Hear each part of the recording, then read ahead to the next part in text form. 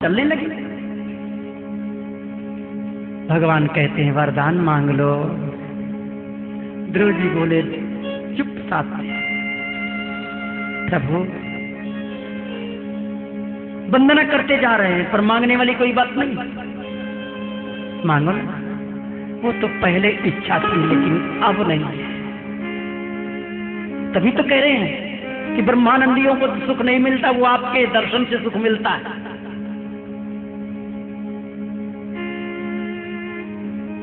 भगवान ने कहा तुम मांगते क्यों नहीं? वो मेरी इच्छा नहीं है। देखो जिस इच्छा को लेकर तुमने तपस्या प्रारंभ की थी वो तुम्हारा भाव प्रधान माना जाएगा। ध्रुव सगलानी जप्यो हरि नामो, तुलसीदास जी कहते हैं पायो अचल अनुपम ठाम। ध्रुव सगलान, ध्रुव जी ने ग्लानि के सहित भजन किया था और जो उल्लसित होकर भजन करेगा तो कहना क्या? अविचल अनुपम ठाव मिला ध्रुव जी महाराज।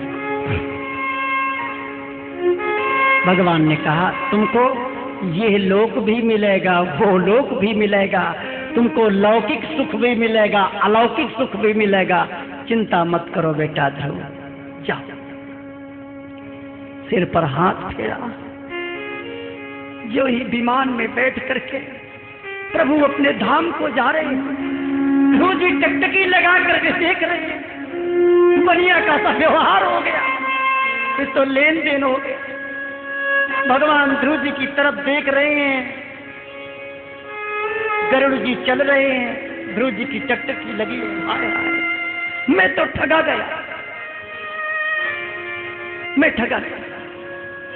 ध्रुव जी रोते हुए, अब आप प्रश्न करेंगे भगवान के दर्शन हुए रो के रहे। अब ये जरा ध्रुव जी के हृदय पर हाथ धर कर देखें, कितना सुख है इनके दर्शन में। ऐसे ऐसे करोड़ों राज्य इनके चरण कमलों के दर्शन पर न्योछावर है। हाय मैंने क्या किया।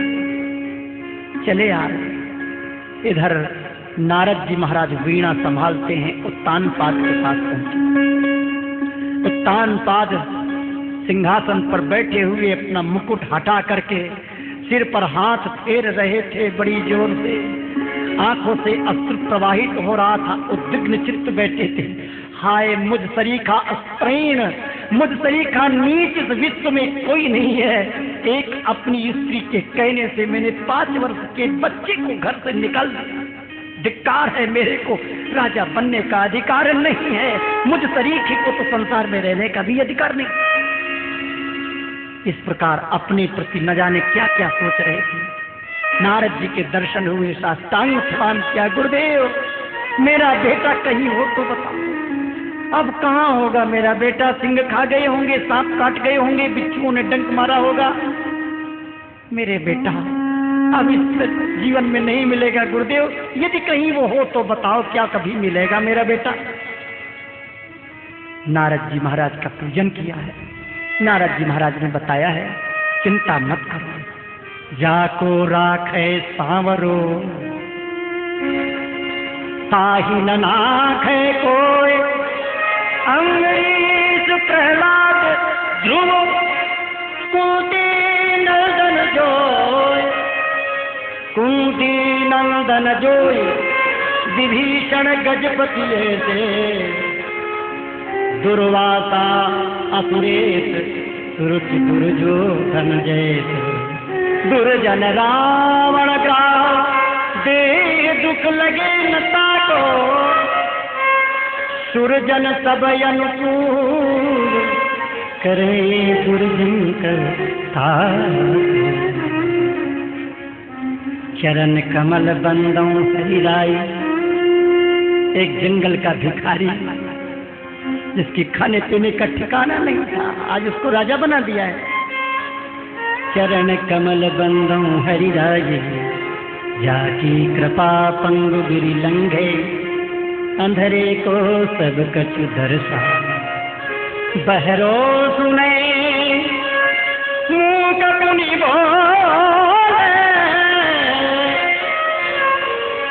रंग चले सिर छत्र धराई, सूरदास स्वामी करुणामय, बारंबार नमो शिवाय। नारद जी कहते हैं जिसकी रक्षा भगवान करते हैं उसको कोई नहीं मार सकता। ऐसा है, वो तुम्हारा ध्रुव भगवान के दर्शन करके लौट रहा है, राजा पने का वरदान प्राप्त कर चुका है। तुम उस महाभागवत का सम्मान करने के लिए चलो। सारा नगर सजाया गया, नगर तुरंत सज गया। हथिनी को आगे करके ब्राह्मणों को, संतों को, महात्माओं को वाद्य यंत्रों के द्वारा, स्वस्ति वाचन के द्वारा ध्रुव जी का सम्मान करने के लिए आज जा रहे हैं। जिसका सम्मान भगवान करते हैं, या पर कृपा राम की होई, ता पर कृपा करे सबको। ध्रुव जी को दूर से देखा है, उत्तान पाठ महाराज दौड़ पड़े हैं। ध्रुव जी साष्टांग प्रणाम किया, पिताजी की जय, उठा करके छाती से लगा लिया, हथनी में बैठाया और लाकर दिव्य सिंहासन में बैठा करके राजकुमार पने का तिलक कर दिया।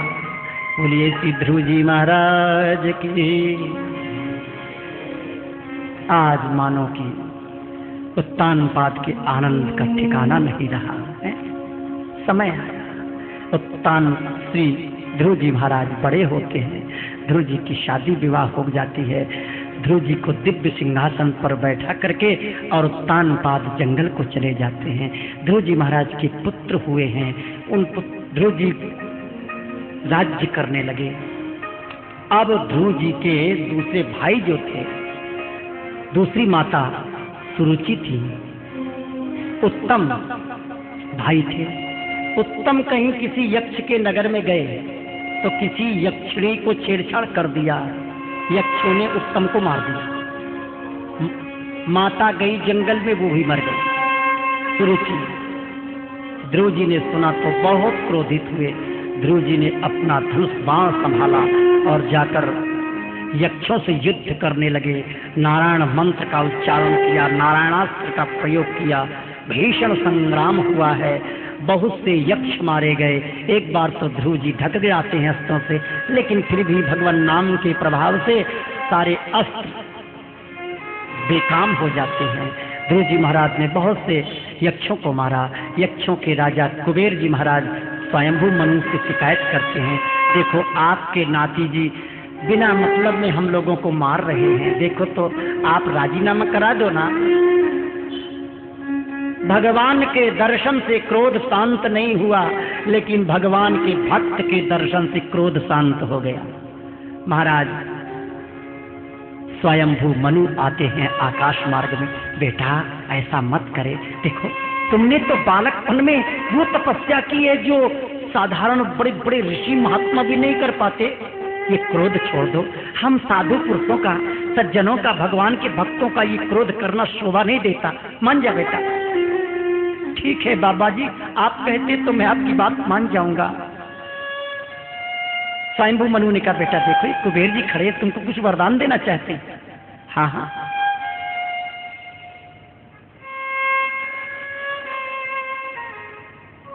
कुबेर जी को प्रणाम किया।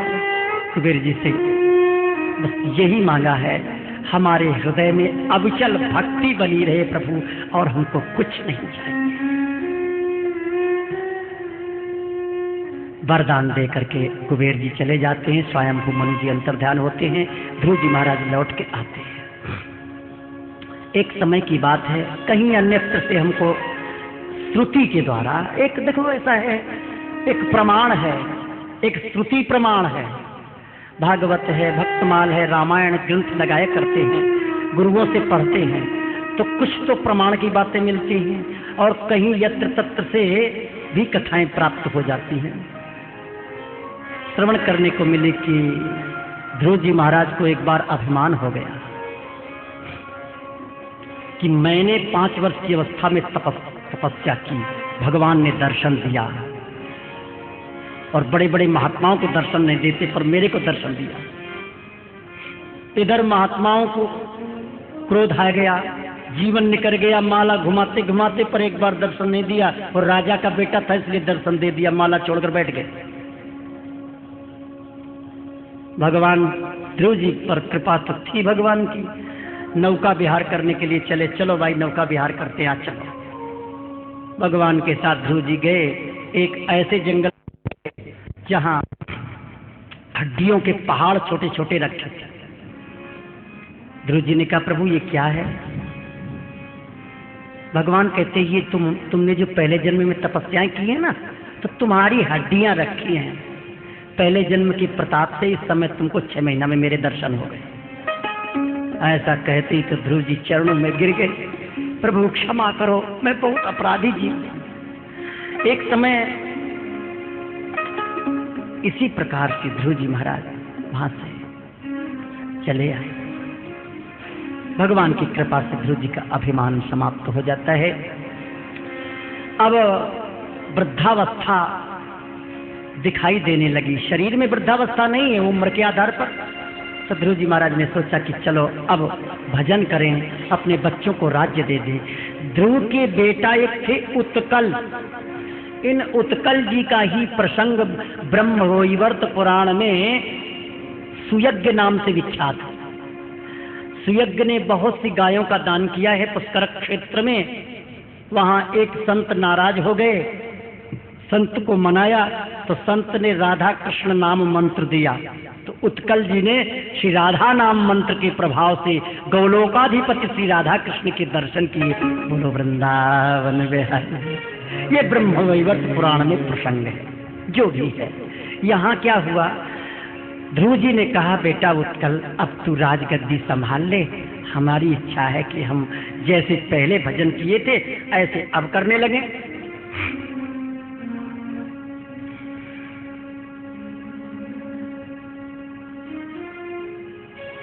उत्कल ने कहा मेरे प्रभु पिताजी, जब इस राज्य से आपको ही सुख नहीं मिला तो ये राज्य मेरे को क्या सुख दे देगा? ऐसा क्यों कहा? बेटा ऐसे क्यों कहता है? पिताजी मैं जब छोटा था तो रात में आप सोते सोते जाग पड़ते थे और बड़ी जोर से हिलकियां दे करके रोया करते और कहते थे हाय मैं तो ठगा गया, हाय मैंने मणि के बदले कांच ले ली, मैं तो ठगा गया, हम सरीखा अभागी कोई नहीं है। क्यों?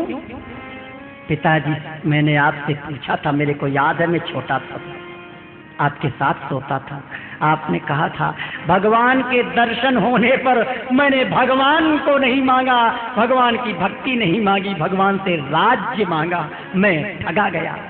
जब आप ही ठग गए इस गद्दी से तो मैं क्यों ठगूं? बोलो वृंदावन बिहारी। उत्कल जो बेटा था पिताजी को प्रणाम करता है, पिताजी दंडवत है, आप किसी दूसरे भैया को दीजिए गद्दी, अपने राम तो चले। पिताजी के देखते देखते बेटा तो बाबा जी बन गया उत्कल। ध्रुव जी ने और दूसरे पुत्र को राज्य गद्दी पर बैठा दिया और जंगल में गए। अब की बार बद्रिकाश्रम क्षेत्र में परम पावनी श्री गंगा जी के किनारे आसन लगाए हैं। जो भजन करने को बैठे तो गंगा जी वहां बहुत शोर मचाती है। ध्रुव जी ने कहा गंगा जी भजन नहीं करने देती हो तो आप माता जी मैं तो जा रहा हूं। गंगा जी प्रकट होकर दर्शन देती हैं। महाराज आप तरीके महापुरुष महात्मा लोग संत लोग हमारे किनारे भजन नहीं करेंगे तो इस भूतल पर आने का हमारा कोई फल नहीं है। आप दर्शन आप कृपा करके यहीं भजन करिए। तो माता जी आप हल्ला गुल्ला बंद कर दीजिए बस। गंगा जी ने कहा ठीक है मैं शोर नहीं मचाऊं। जहाँ ध्रुव जी ने तपस्या की उस स्थान पर अब गंगा जी शोर नहीं मचाती हैं। ध्रुव जी तपस्या करने लगे। बहुत समय व्यतीत होगा, भजनानंद की मस्ती से ध्रुव जी महाराज को हो रही है।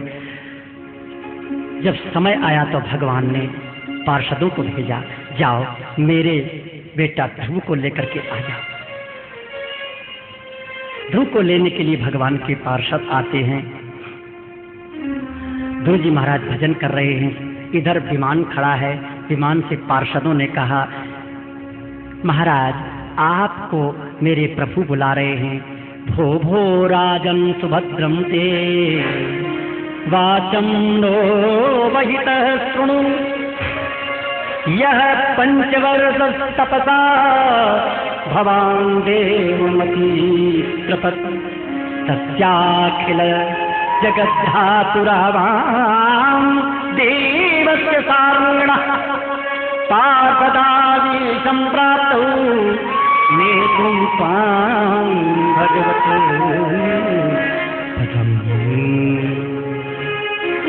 हे राजन, आपका कल्याण हो। आप सावधान होकर हमारी बात सुनिए। आपने 5 वर्ष की अवस्था में ही तपस्या करके सर्वेश्वर भगवान को प्रसन्न कर लिया है।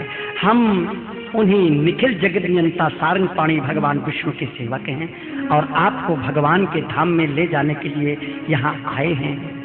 आपने अपनी भक्ति के प्रभाव से विष्णु लोक का अधिकार प्राप्त कर लिया है, जो औरों के लिए बहुत दुर्लभ है। ध्रुव जी से कहा, सनंद जी ने, सुनंद और नंद जो पार्षद है भगवान के, ध्रुव जी दर्शन करके प्रणाम करते हैं विमान को। जो आज्ञा, थोड़ा मैं माता जी पर स्नान कर लूं, गंगा स्नान करके गुरु जी का मंत्र जाप कर लूं। अभी बैठता है। मरने के समय भी गुरु मंत्र का याद रखना चाहिए, अपना विवेक नहीं खोना चाहिए। स्नान करके ठाकुर जी के चरणामृत, गंगा जी का तात्पर्य है ठाकुर जी का चरणामृत। महाराज जो ही चढ़ने के लिए तैयार होते तो ऐसा है, वो थोड़ा विमान ऊंचा था। अब ज्यादा 2 फुट का भी होगा तो पैर तो ऊंचा करना ही पड़ता, डंडा पकड़ना पड़ेगा। तो पीछे से काले काले रंग का व्यक्ति आया, बड़ा भयंकर भीषण आवाज में बोलता है, महाराज आपकी जय हो, आपकी जय हो। हैं? ये कौन कह रहा है मेरी जय हो? ध्रुव की जय जयकार कर रहा है।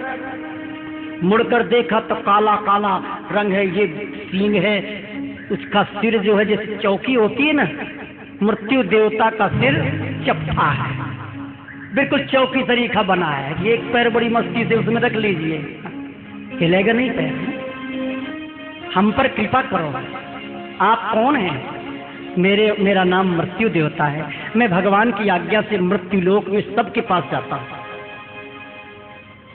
तो सबके पास जाता हूँ तो मैं तो भगवान का बेटा हूँ, भगवान का हूँ, क्या मेरे पास भी जाओगे? महाराज जाता तो सब पर हूँ, लेकिन थोड़ा अंतर है। अंतर क्या है? जो भगवान के भक्त हैं, मैं उनकी आज्ञा में दूर खड़ा रहता हूँ, उनके चरणों के नीचे रहता हूँ, उनके चरणों की रज लेता रहता हूँ। और जो भगवान के भक्त नहीं हैं, मैं उनके सिर पर, कंधे पर चढ़ा रहता हूँ। हरि के नाम को आलस कित करत है रे, काल फिरत सर साधे, वीर कुबेर कछु नहीं जानत, चढ़ो रहत नित काल। हीरा बहुत जवाहर संचे, कहाँ भयो हस्ती दरबारे, कैसी हरिदास महल में बनिता, बनी ठाढ़ी भई एको न चलत, जब आवत अंत की सांधे। भेष पितामह के सामने काल देवता हाथ जोड़े खड़े रहते हैं। मैं भक्त की आज्ञा मानता हूँ और अभक्त को खूब दंड देता हूँ, बस इतना ही अंतर है। अच्छा, श्री बिहारी दास जी ने बड़ा सुंदर भाव प्रस्तुत किया है। कबहू काल न ख्याल करत डर, कभी भी काल भगवान भूल करके निशंक भक्त के सामने दृष्टिपात नहीं कर। भूल न तिन तन सकत निहा, कही न सकत निशंक सुदृढ़ भक्त को, माया रही लटी हुए हार। निर्भय गई भय भय, निर्भय भय गई भय तम तरी, निर्भय हो जाता है। भक्त का सबसे बड़ा गुण है जिसके हृदय में भगवत भक्ति आ जाती है,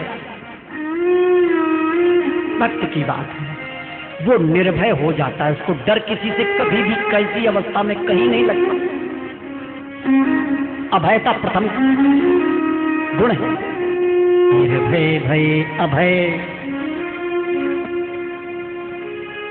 संगी शस्त्र रही कर डारी।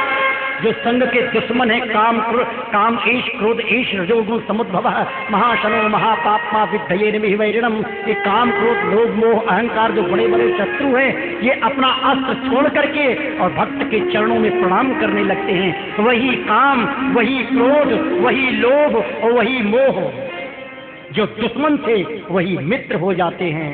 अंगिरा भक्ति सूत्र में आया है, दैवी मीमांसा में, स्नेह प्रेम श्रद्धा तिरेगाद अलौकिक ईश्वरानुराग रूपा।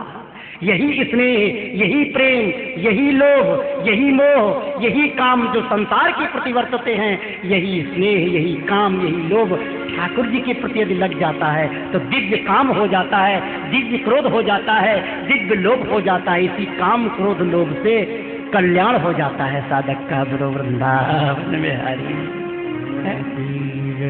निर्भय भय गए भय तम तरी संगी शस्त्र रहे कर डारी। बिहारी दास या में भ्रम नहीं वेद पुराण निकयो पुकारी।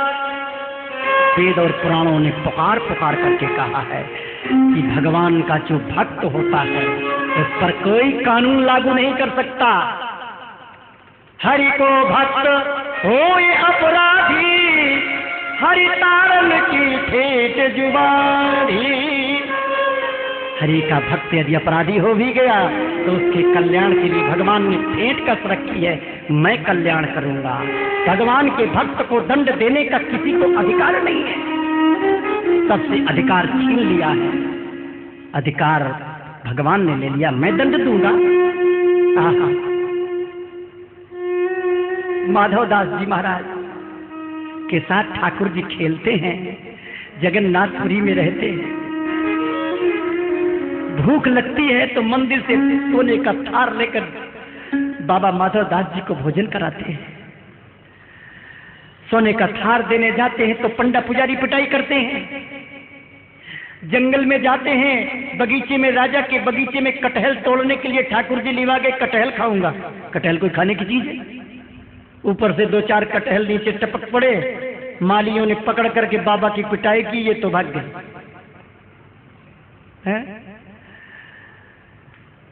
एक बार दस्त लग गए, दीर्घ शंका, पेट खराब हो गया, 50-50 बार शौचक क्रिया करने लगे, संग्रहिणी हो गई तो महाराज समुद्र के किनारे जा पड़े।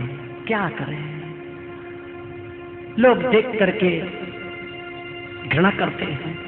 छोटे से बालक के रूप में आए, लोटा लेकर के इनके अंग को साफ करते हैं, धुलाते हैं इनके शरीर को भगवान। जब और दही और चूड़ा देते हैं, दवाई डालकर खिलाते हैं। जब होश में आए, प्राण बच गए, तब होश आया है, ऐसा लग रहा है ये बालक नहीं है, ये जगत का पालक है। बेटा तू कौन है, तेरी माता जी कौन है, कहाँ का रहने वाला, जरा बताना। बाबा तो याते का मतलब है, मैं तो जा रहा हूँ, तो दवाई से मतलब है कि और का उसे। बाबा बोले मैं खांगो ना भैया, बता दे लाला, मत खावे, मर जा, मोह का मतलब। धर के चले गए दवाई और दही चूड़ा, फिर लौट के आए, कहाँ चैन है इनको, बाबा खाए ले।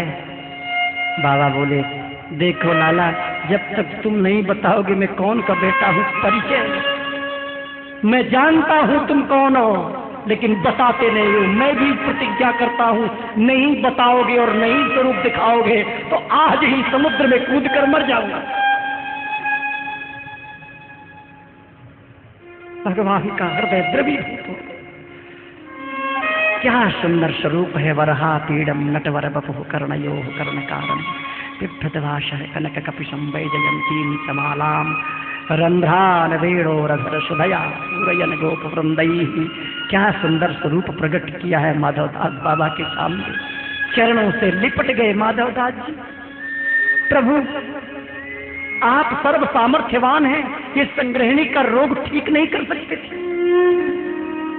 भगवान कहते हैं ठीक कर सकता था, लेकिन कर्म शेष बहुत बड़ा भोग था, इसको मैंने थोड़े से में निकाल दिया है। इतना तो भोगना ही था, यदि नहीं भोगते तो दूसरा जन्म लेना पड़ता। मेरे भक्त होकर मैं तुमको दूसरा जन्म नहीं लेने दूंगा, मैंने प्रतिज्ञा की है। कृष्ण प्रणामी न पुनर्भवाय। कैसा वो कृपालु, कैसा वो दयालु, कैसा वो करुणा सागर, कैसा वो दीन बंधु है। बिहारी दास यामी भ्रम नाही, वेद पुराण निकयो पुकार। कोई भी दंड नहीं दे सकता भगवान के भक्त को, भगवान का ही कानून भक्त पर लागू होता है। काल दंड नहीं दे सकता भगवान को, क्योंकि सब कालन को काल, लोक पालन को पाले। आप सदा स्वतंत्र नियंता, बुद्धि विशाल, कुल गुरुदेव भगवान। जय जय श्री राम।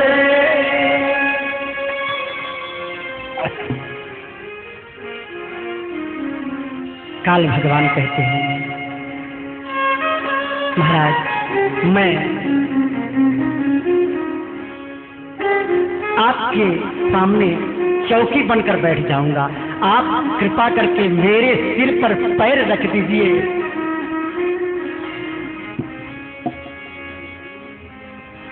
कृपा करके मेरे सिर पर पैर रखिए, मैं पवित्र हो जाऊंगा।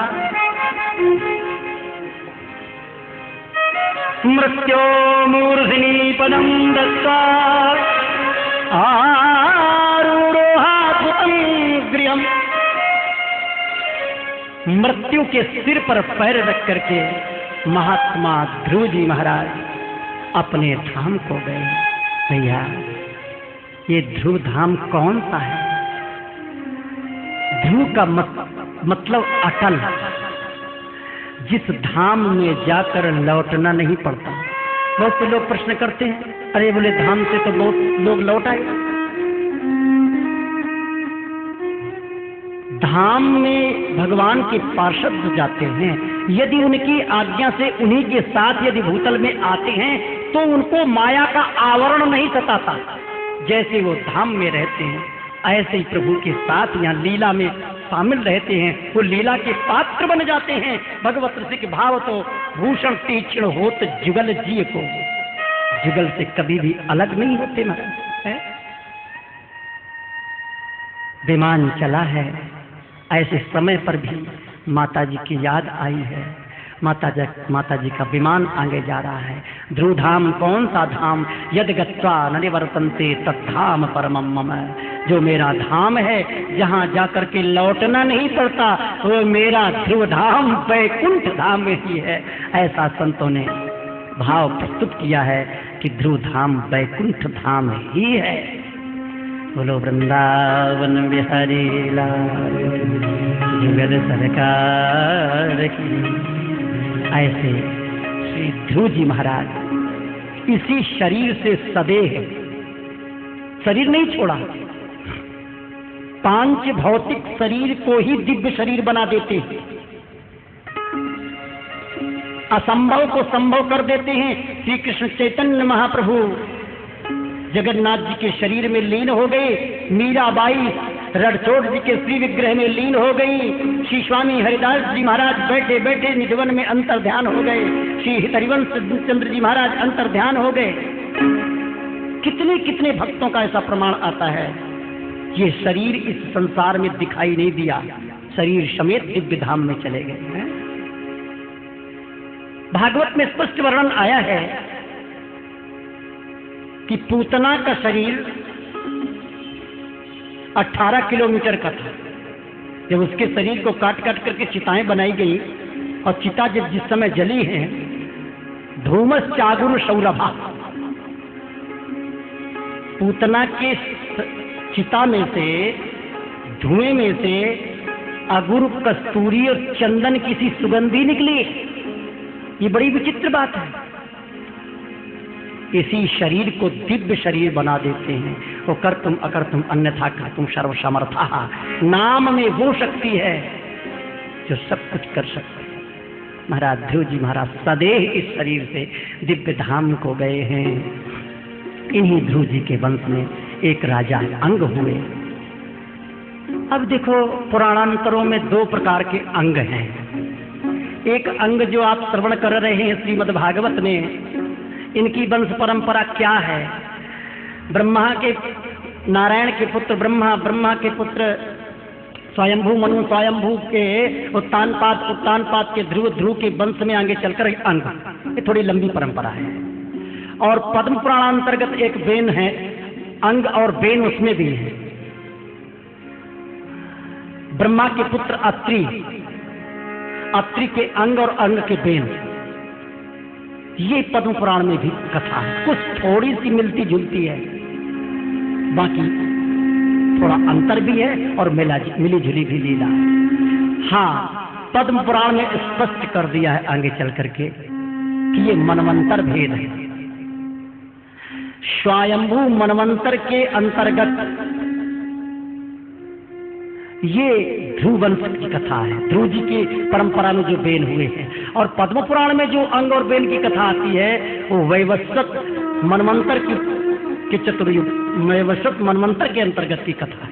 बोलो वृंदावन बिहारी लाल। अंतर इतना है कि पद्म पुराण के जो बेन हैं वो तपस्या करने चले गए थे 100 वर्ष बेन, और तपस्या करके लौट के आए थे और फिर पृथ्वी महाराज से कह के दान पुण्य किया था और फिर भजन करके भगवत धाम गए थे। पहले वो भी विमुख थे। और भागवत पुराण के आधार पर जो बेन है ये नास्तिक बेन है। ध्रुव वंश में अंग हुए, अंग के कोई पुत्र नहीं हुआ तो महाराज ब्राह्मणों से कह के यज्ञ करवाया है। यज्ञ में की कृपा से एक बेटा फिर बेन हुआ। बेन बहुत दुराचारी था, नास्तिक था, धर्म को नहीं मानता था। महात्माओं ने समझाया कि देखो भाई, तुम अधर्म मत करो, अधर्म से संसार का बहुत अकल्याण होता है। भगवान का भजन करो, यज्ञ करो, यज्ञ कराओ। तो बेन कहता है, वाह, तुम कौन से भगवान की, ईश्वर परमात्मा की बात करते हो? साक्षात भगवान तो राजा होता है, राजा में सारे गुण होते हैं, अष्टलोकपालों की शक्ति राजा में होती है। तुम राजद्रोही हो, तुमको राजदंड दिया जाएगा। ऋषियों ने कहा अब ये तो पागल हो गया, कुछ इसको दवाई देनी चाहिए। ऋषियों ने हुंकार भरी, मारा नहीं, अब जो हुंकार किया, महात्माओं ने क्रोध की दृष्टि से देखा तो गिर गया, प्रणत हो गया। शरीर को तेल के कड़ाहे में रख दिया गया। जब बेन नहीं रहा, कोई राजा ही नहीं रहा, गद्दी खाली पड़ी है, तो चोर डकैत बहुत बढ़ गए। महात्मा लोग लौट के आए, उसके शरीर का मंथन किया तो बेन के शरीर में से बाएं अंग से अर्ची महारानी प्रकट हुई और दाहिने अंग से पृथु जी, जांग से एक निषाद प्रकट हुआ, काले काले रंग का। वो जंगल चला गया। 16 वर्ष के एकदम पृथु महाराज प्रकट हुए। पृथु महाराज नारायण के अवतार हैं, अर्ची लक्ष्मी जी के अवतार हैं। दिव्य सिंहासन पर महात्माओं ने बैठाला है, राज तिलक किया है। बंदी जन गुणगान गाने लगे। पृथु जी ने रोक दिया, देखो भाई, अभी हमने कोई कर्म तो किया नहीं, तुम क्यों गुणगान गा रहे हो? ऐसा करो, भगवान का गुणानुवाद गाओ। पृथु महाराज ने देखा कि पृथ्वी में से कोई रस प्रकट नहीं होते, बीज को खा जाती है, वर्षा भी होती है, लेकिन बीज को ये पृथ्वी खा जाती है, बीज उपजता ही नहीं। पृथु महाराज ने देखा ये पृथ्वी की कमी है। भगवान के अवतार थे, तुरंत धनुष बाण का अनुसंधान किया और पृथ्वी को केंद्र बनाया। आधिदैविक जो पृथ्वी का स्वरूप है उसको केंद्र बनाया। आध्यात्मिक, आधिदैविक, आधिभौतिक 3 स्वरूप होते हैं, जिसमें जो आधिदैवी रूप है, गाय का स्वरूप है, उसका अनुसंधान किया है। कहा है तुम पृथ्वी? जो ही बाण का अनुसंधान किया, गैया के रूप में प्रकट होकर कहती है, महाराज इसमें मेरा कोई दोष नहीं है, आपके पिताजी अधर्म कर रहे थे। जब राजा अधर्मी हो जाता है तो प्रजा अधर्मी होना स्वाभाविक है। जब पाप की वृद्धि होती है तो पाप का प्रभाव प्रकृति पर पड़ता है और प्रकृति फिर सबको दंड देती है, और उसके साथ में सब संत महात्मा सब लोग ही आ जाते हैं। पूरी पृथ्वी में जितने लोग रहते हैं सबको दंड मिलता है। गाय के द्वारा पृथ्वी माता से सब कुछ पृथु महाराज ने दोहन किया है। पृथु महाराज ने गांव बसाए हैं, पृथु महाराज ने मंदिर स्थापित किए और मूर्तियां स्थापित की नारायण भगवान ने। ये जो अर्चा पूजा देखते हैं ना, अर्चा पूजा के अवतार माने जाते हैं, अर्चा पूजा के आचार्य माने जाते हैं श्री पृथु जी महाराज। मूर्ति स्थापना करके पूजा पद्धति प्रारंभ कराई है श्री पृथु जी। पृथु जी ने बहुत लंबे समय का यज्ञ प्रारंभ किया है। ज्ञान यज्ञ और कर्म यज्ञ, सब प्रकार के यज्ञ हैं, जिसमें दीक्षा ले ली है कि हमको प्रजा को दंड न देना पड़े। केवल मंच में खड़े होकर के पृथु जी महाराज प्रवचन करते हैं, भगवान की कथा सुनाते हैं, कथा के प्रभाव से ही प्रजा का संचालन करने लगे हैं, सारी प्रजा को उपदेश देने लगे, 100 यज्ञ करने लगे। उसी बीच में महाराज श्री सनक सनंदन सनातन सनत कुमार का दर्शन हुआ है। इन्होंने संतों की महिमा का वर्णन किया। जब 100वां यज्ञ अश्वमेध यज्ञ प्रारंभ हो कराया तो इंद्र देवता आकर के अश्वमेध यज्ञ चुरा ले जाते हैं। श्री अत्रि जी महाराज ने पृथु के पुत्र विजितास्त्र से कहा, देखो ये इंद्र चुरा कर ले जा रहा है, पकड़ो इसको, मारो। ऐसी परिस्थिति में फिर भगवान प्रकट हो गए। भगवान ने दर्शन दिया, तुम इतने यज्ञ क्यों कर रहे हो? प्रभु आपके दर्शन करने के लिए तो मैं आ तो गया, इन कर्मों की समाप्ति कभी नहीं होगी, बंद कर दो यही यज्ञ।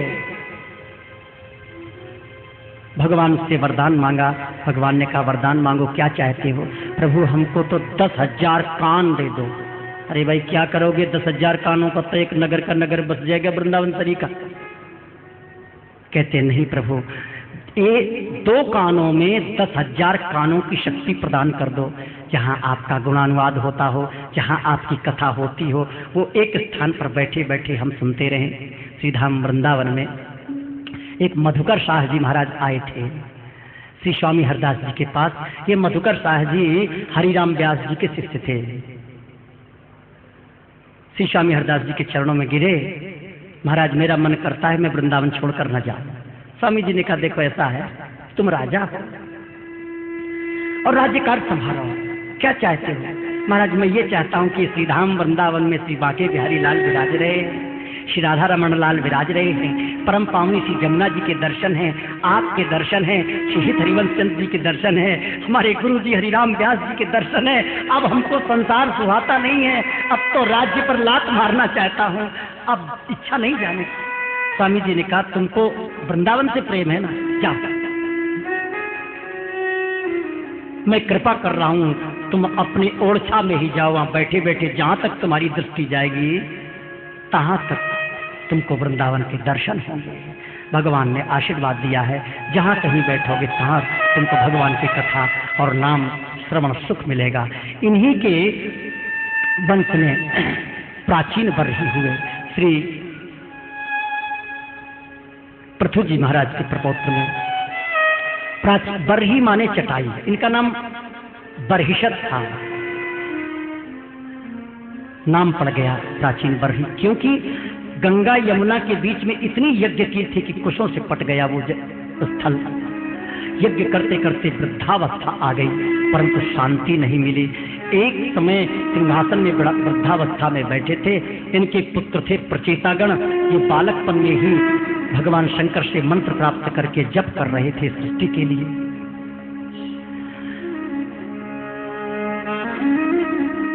प्रचेता तप कर रहे हैं और प्राचीन बरही चिंतित बैठे हैं। ऐसी अवस्था में श्री नारद जी महाराज प्रकट हुए।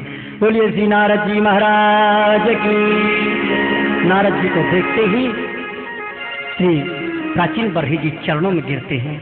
महाराज वृद्धावस्था हो गई, लेकिन अभी तक हमको कोई भी शांति नहीं मिली, हमसे कौन सा अपराध हो गया है? श्री नारद जी महाराज कहते हैं, सिर पर हाथ रखा, दिव्य दृष्टि प्रदान की और कहते हैं, देखो आकाश मार्ग की तरफ क्या दिखाई दे रहा है।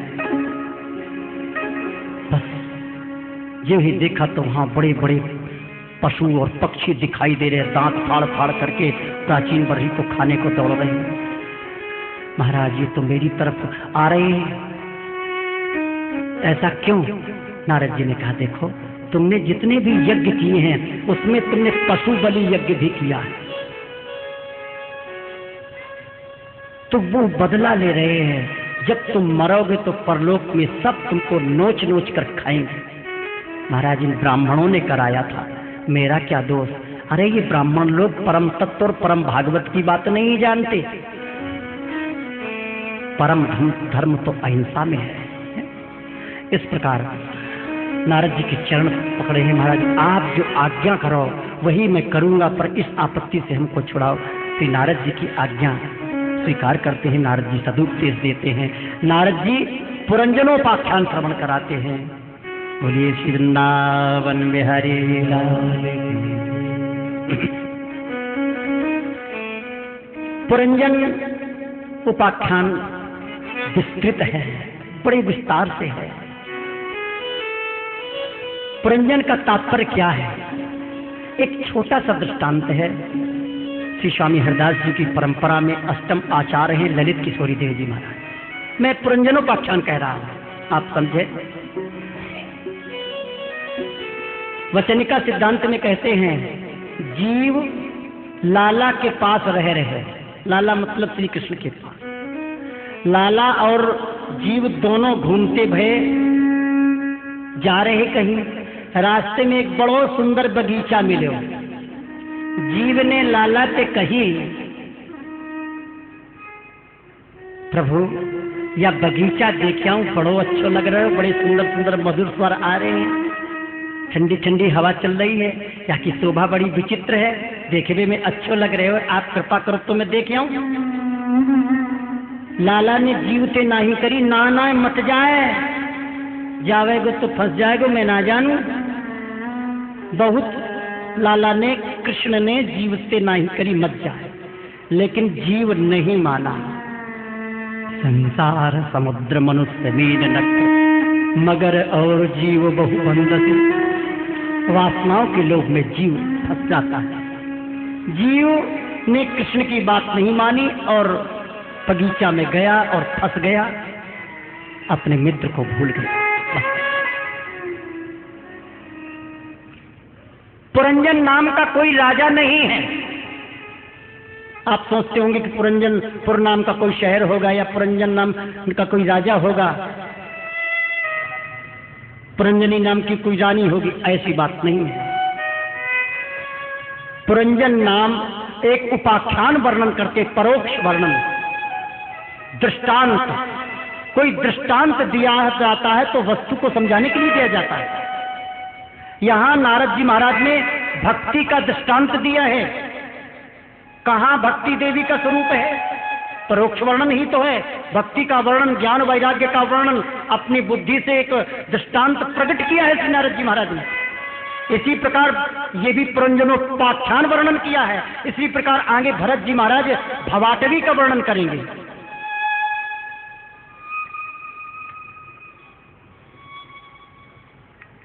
एक राजा पुरंजन था, उसका मित्र था अविज्ञा।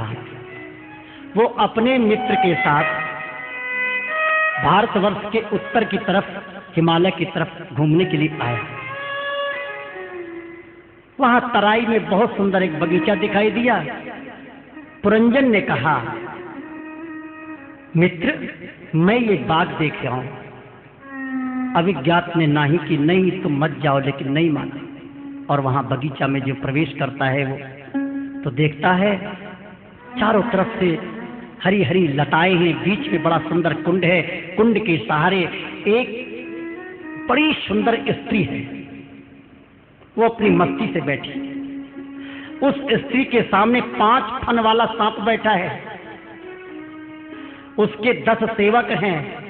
एक प्रधान सेवक बिच्छू चिन्ह नाम का डंडा लिए सामने खड़ा है, और भी उसके बहुत दासियां सेवक हैं उस युवती की। वो पुरंजन नाम का राजा गया और स्त्री से कहता है, तुम्हारा नाम क्या है, जरा बताना, तुम कहां से आई हो, तुम्हारा क्या पता है? कहती मेरा नाम धी है। अच्छा, हम ये नहीं जानती हमारे माता पिता कौन हैं, मैं यहाँ बैठी हूँ, बस इतना ही जानती हूँ। आप क्या कहना चाहती हैं? राजा ने कहा, मैं विवाह करना चाहता हूँ। वो भी कहती है तो मेरी भी इच्छा है विवाह करने की। पुरंजन राजा ने उस युवती से गांधर्व विवाह किया और लेकर चल दिया। उसके सामने 5 फन वाला सांप है, 11 उसके सेवक हैं, सबके सब और भी सेवक उसके साथ चल दिए। पुरंजन और पुरंजनी का जोड़ा बन गया। एक बड़ा सुंदर महल है, सोना चांदी हीरा जवाहरात 7 प्रकार की धातुओं से महाराज वो महल सजा हुआ है, जिसमें 9 दरवाजे हैं। 2 दरवाजे प्रथम खंड में हैं और 7 दरवाजे आखिरी मंजिल में हैं, ऊपर की खंड में है। इस प्रकार वो अपने सेवकों के साथ उस महल में प्रवेश करता। पुरंजनी भी प्रवेश करती है, पुरंजन भी प्रवेश करता है। ये एक परोक्ष वर्णन किया है। यहाँ सीधा का तात्पर्यार्थ वर्णन किया कि पुरंजन कौन है। पुरंजन है जीव, पुरंजनी है कुबुद्धि। अपनी कुबुद्धि का आश्रय लेकर के और इंद्रियों का आश्रय लिया है। 5 ज्ञानेंद्रिय, 5 कर्मेंद्रिय, 11वां मन और 5 प्रकार का प्राण, व्यान अपान उदान समान कर्कल धनंजय आदि। होते तो 10 प्राण ही है, लेकिन 5 महाप्राण जो गले से ऊपर प्राण चलते हैं, फेफड़े से ऊपर, वो 5 महाप्राण हैं। वो 5 प्राण ही मानो 5 फन का सांप है जो इस शरीर की रक्षा करता है। महल क्या है? ये शरीर ही महल है। 2 नाक, 2 आंख, 2 कान, 1 मुख, 7 दरवाजे, उत्तर और पूर्व की तरफ दरवाजे हैं, पश्चिम की तरफ दरवाजे, सब वर्णन किया है। उस महल में जाकर के बहुत वर्षों तक वो राजा अर्थात ये जीव इस शरीर में आया और कुबुद्धि का आश्रय लेकर के विषयों में प्रमत्त हो गया।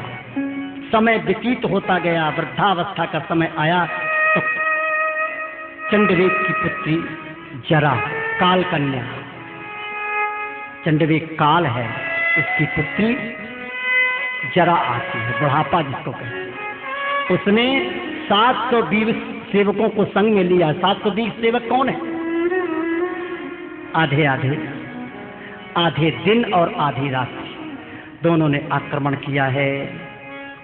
बहुत दिन तक लड़ाई होती रही आपस में, दिन और रात हैं। और ये प्राण 5 फन का सांप उनसे लड़ाई कर रहा है। अंतिम समय ये होता है कि महाराज विजय प्राप्त होती है।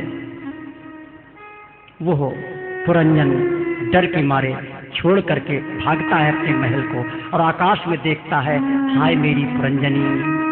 इतना उसका वंश विस्तार हो गया है, उसके वंश में का चिंतन हो रहा है, मेरी पुरंजनी, मेरे बच्चे, मेरे नाती, मेरे रिश्तेदार। स्त्री का चिंतन करते करते दूसरे जन्म में स्त्री बना। अब की बार एक राजा से विवाह हो गया।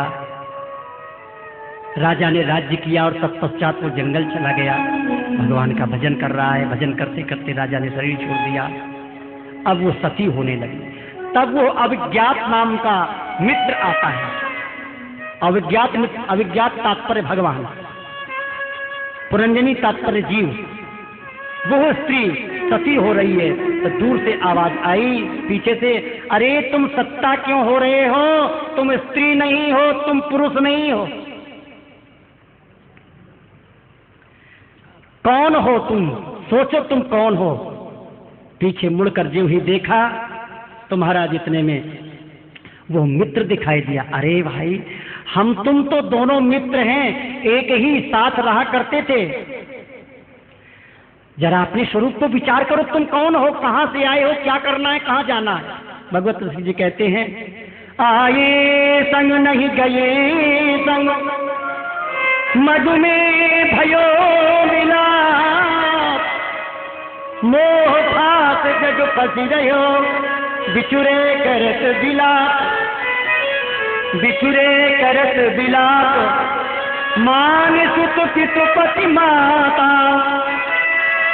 ससुर जमाई युवती, सुहद गुरु सिख जन भ्राता, निज अनुभव की भूली, विभा भगवत बिरमाए,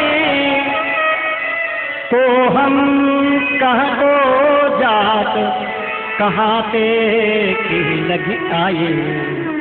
दास परुणा सही जा सखायो। अरे हम तुम तो एक ही वृक्ष में रहते थे, एक ही स्थान पर रहते थे, एक ही महल में रहते थे। तुम मेरे सखा हो, तुम मेरे मित्र हो, तुम स्त्री नहीं हो, तुम पुरुष नहीं हो। जरा विचार तो करो ना। सुपर्णा वेतौ सदृशौ सखायौ, यद्रच्छयैतौ कृतनीरौ च वृक्षे, एकस्तयो खादति पिप्पलान्नम्, अन्ये निरन्नोऽपि बलेन भूयान्। आत्मानमन्यं स च वेद विद्वा, न पिप्पलादो न तु पिप्पलादः। यो विद्यया युक्तः स नित्यबद्धो, विद्यामयो यः स तु नित्यमुक्तः। एक वृक्ष में दो पक्षी रहते हैं, एक फल खाता है, एक फल नहीं खाता है। एक कर्म का भोग भोगता है, एक कर्म से लिपायमान नहीं होता है। दोनों एक ही तरीके के, एक बद्ध है, एक मुक्त है। बद्ध कौन है? ये जीव बद्ध है माया में, और परमात्मा मुक्त है। क्योंकि ये भोग भोगता है तो भोग भोगने का कर्म फल की जंजीर में जकड़ जाता है, इसलिए बंध जाता है। वासनाओं से ये जीव बंध जाता है।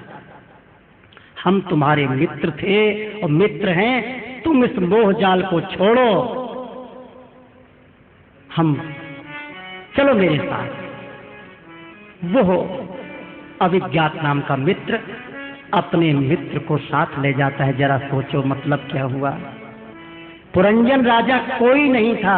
पुरंजन, हे राजन प्रचंड, तुम ही पुरंजन हो और ये जीव ही पुरंजन है। अपने मित्र को सोचो, मित्र के पास जाना है। मित्र हैं भगवान श्री कृष्ण चंद्र नारायण प्रभु। अपनी स्थिति पर विचार करो, तुम्हारी दुर्दशा क्या हो रही है। जैसे एक बगीचे में एक हिरन है और वो हिरन चारों तरफ से घिरा हुआ है। एक तरफ व्याध है और एक तरफ शेर है, भेड़िया है, एक हिरन खड़ा है। वीणा बजा बजा करके, वीणा के स्वरों से झंकार दे करके सहेलिया ने उसके कर्ण रंध्रों को विक्षिप्त कर रखा है। वृक्ष के सहारे आंख बंद करके स्वर का रस लेने लगा, लेकिन उस बेचारे हिरन को मालूम नहीं है कि मेरी क्या दुर्दशा होने वाली है। यदि बहेलिया के बाण से बचा तो शेर खा जाएंगे, शेर से बचा तो भेड़िया खा जाएंगे। चारों तरफ से शिकारी लगे हुए हैं। सूरदास जी का एक पद है, एक पक्षी बैठा है डाल पर, नीचे से बहेलिया ने बाण तान लिया है, ऊपर अपने पालतू बाज को उड़ा रखा है। भक्त पक्षी भगवान से प्रार्थना करता है, अब की राखी लेहु भगवान, हो अनाथ बैठी तुम डरिया, पार दिशा देवा, ताके डर में भाजो चाह, ऊपर ढुक्यो सचा, सुमिरत ही अहि दस्यो पारधी, जय जय कृपा निधान, सूरदास सर लग्यो सचा नहीं, जय जय कृपा निधान। पक्षी भगवान से प्रार्थना करता है, प्रभु ये बहेलिया ने बाण मारा तो बाण से मर जाऊंगा, और बाण से बच गया तो पक्षी खा जाएगा।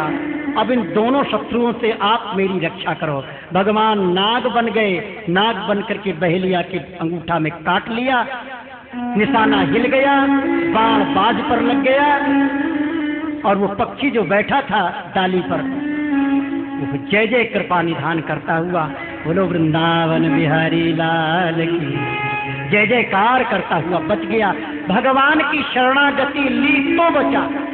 इसलिए हे राजा प्राचीन बर्री, तुम सोचो अपने लिए, जो स्थिति वो हिरण की हो रही है, चारों तरफ से उसके दुश्मनों ने उसको घेर रखा है। तुम्हारे शत्रु ये तुम्हारी स्त्री, तुम्हारे बच्चे, तुम्हारा परिवार ये तुम्हारे शत्रु हैं। बचो इनसे, जंगल में भाग जाओ, भगवान की शरणागति ग्रहण करो। प्राचीन बरही का अज्ञान समाप्त हो गया। नारद जी के चरणों में प्रणाम किया। ऐसे सुंदर समय पर प्रचेता आ जाते हैं। प्रचेताओं को गद्दी पर बैठा करके और महाराज जंगल की तरफ चले जाते हैं। बोलो वृंदावन बिहारी लाल। प्रचेताओं ने दिव्य तपस्या के प्रभाव से दिव्य शक्ति प्राप्त की है। मारिशा नाम की सुंदरी कन्या को ग्रहण किया है और उन्हीं के पुत्र प्राचीत दक्ष हुए हैं। वो जो दक्ष थे ना, वो दक्ष अपना शरीर छोड़ करके, क्यों शरीर छोड़ा? इसलिए शरीर छोड़ा कि मैंने एक संत का अपमान किया, गुरु का अपमान किया, भगवान का अपमान किया, ये मेरा सारा शरीर अपवित्र हो गया है, ये शरीर अब धर्म कर्म करने योग्य नहीं है। इसलिए योग से शरीर छोड़ करके प्रचेताओं के बेटा दक्ष बने, इसलिए इनका नाम प्राचेत दक्ष हुआ। इन्हीं के द्वारा फिर सृष्टि का विस्तार हुआ है। दक्ष को राज्याभिषेक देकर प्रचेता लोग आपस में चर्चा करने लगे। भैया एक तरीके भाई थे, एक के मन में आए तो दूसरे के मन में पहले आ जाती थी बात। अब बुढ़ापा आने वाला है, जो हम लोगों ने बालकपन में भजन किया था वो अब हमसे नहीं किया जा रहा, क्या करें बताओ? कोई गुरुजी मिल जाए, कोई संत मिल जाए तो उनकी कृपा से भजन में मन लगेगा, क्या करें? चिंतित बैठे थे। अब जंगल जाना चाहते हैं पर कैसे जाएं? वो ज्ञान कहाँ से प्राप्त हो? वो उल्लास, बालकपन का उल्लास, बालकपन का भजन, सहज में भगवत दर्शन हुआ। अब पता नहीं दर्शन हो न हो, इंद्रियां कमजोर हो गई हैं, उजर गए रखवार ही रहे नरा खात। बुढ़ापे में इंद्रियां भी कमजोर हो जाती हैं, मन भी कमजोर हो जाता है, बुद्धि भी कमजोर हो जाती है, भजन कैसे होगा? ऐसे समय पर श्री नारद जी महाराज का प्रादुर्भाव हुआ है। बोलिए श्री नारद जी महाराज की। नारद जी प्रकट होकर दर्शन दिए हैं। नारद जी का को सिंहासन में बैठाया है। नारद जी उपदेश देने लगते हैं। राजन सुनो क्या करना है। तज्जन्मतानि कर्माणि सदायुष्मनोवचः नृणां येने विश्वात्मा सेव्यते हरि ईश्वर। राजन, इस संसार में आए हुए पुरुष मनुष्यों को क्या करना चाहिए? तत्जन्म, तत्जन्म वही जन्म श्रेष्ठ, वही जन्म श्रेष्ठ है। जन्म लेकर भगवान श्री कृष्ण का भजन किया जाए, नहीं वो जन्म बेकार है। तानि कर्माणि, वो कर्म श्रेष्ठ है जिस कर्म के द्वारा भगवान की पूजा की जाए। तत् आयु, वो आयु श्रेष्ठ है जिस आयु से को धारण करके भगवान की शरणागति, संत सेवा, गुरु सेवा की जाए, भगवत भजन किया जाए। तत् मनः, जिस मन से गोविंद का चिंतन किया जाए वो मन मनमोहन बन जाता है। वचः, जिस वाणी से नाम संकीर्तन, गुणगान, पदगान, भजन किया जाए वही वाणी श्रेष्ठ है। जिससे विश्वम आत्मा सेव्यते हरि ईश्वर, विश्वमात्मा सेव्यते हरि ईश्वर, जिससे विश्व की आत्मा, जो विश्व है, इस विश्व में आत्मा स्वरूप में भगवान है। यदि शरीर में आत्मा नहीं है, प्राण नहीं, तो शरीर की कीमत नहीं है। इसी प्रकार यदि विश्व में आत्मा स्वरूप परमात्मा नहीं है तो विश्व की कोई कीमत नहीं। इस संसार में ब्रजमंडल की कीमत क्यों है? क्योंकि इसमें श्याम सुंदर ने लीला की। ये संसार असत्य है, ब्रह्म सत्यम जगन मिथ्यम, बात सही है। जगत मिथ्या है लेकिन मैं कह रहा हूं जगत सत्य है। क्यों? इस जगत में भगवान ने अवतार धारण किया है, सत्य ने अवतार धारण करके इस जगत को भी सत्य कर दिया है। इसलिए सत्य स्वरूप जहां प्रकट होगा वो स्थान सत्य हो जाएगा, योनि सत्य हो जाएगी, वो वस्तु सत्य हो जाएगी जिसको वो छू लेगा। और जहां वो समाया हुआ है वो झूठा कैसे हो सकता है? इसलिए परमात्मा इस संसार में है, इसलिए संसार भी सत्य है। यदि परमात्मा इस संसार में नहीं तो संसार भी झूठा है। विश्वम आत्मा, वो विश्व के आत्मा है, इसलिए विश्व को परमात्मा का रूप बताया है। स्थूल रूप में भगवान के पेट का हिस्सा ये पृथ्वी मंडल है।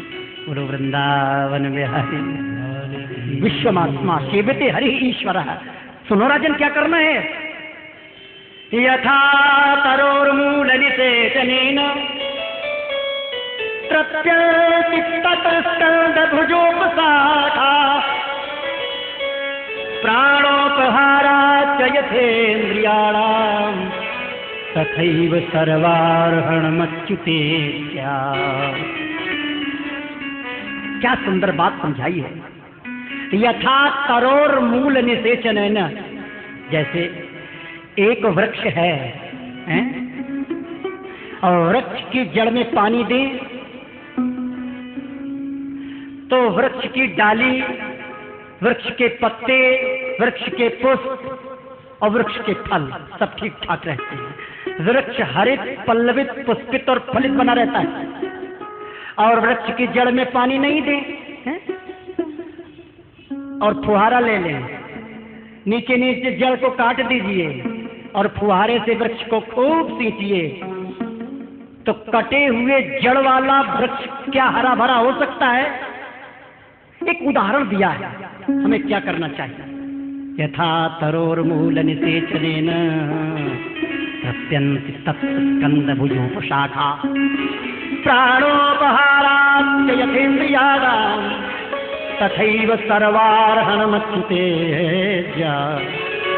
जैसे ये पांच भौतिक शरीर है, इस पांच भौतिक शरीर को रोटी दाल साग चाहिए भोजन के लिए। रबड़ी, हलवा, गुलाब जामुन एक थाल में सजा करके 56 भोग और उनको सबको एक में करके मुख को बंद कर दीजिए, मुख में कपड़ा कर दीजिए और चरणों से लेकर तलुआ तक खूब लपेटिए। तो क्या कोई जीवित रह सकता है? आप महीना भर इस नियम से किसी को करिए तो मर जाएगा। न तो हाथ चलेंगे, न पैर चलेगा, न मुख चलेगा, न आंखों में देखने की शक्ति होगी, न कान में कुछ सुनाई देगा, न नासिका में सूंघने की शक्ति आएगी। सारी इंद्रियां बेकार हो जाएंगी। लेकिन यदि मुख में ही सूखी रोटी और चटनी अचार दे दिया, जल पिला दिया, तो हाथ भी काम करेंगे, पैर भी काम करेंगे, लड़ने की भी शक्ति आ जाएगी, भजन की भी शक्ति आ जाएगी, सारी इंद्रियां प्रमुदित, प्रफुल्लित, प्रसन्न मुद्रा में हो जाएंगी। ठीक इसी प्रकार से उदाहरण दिया है, भोजन, मुख में भोजन देने का उदाहरण और जड़ में पानी देने का उदाहरण। इसी प्रकार से 33 करोड़ देवता, जितने भी विश्व में देवता देवी देवता हैं, ये मानो डाली हैं, पत्ती हैं, फूल हैं और जड़ है भगवान श्री कृष्ण। भगवान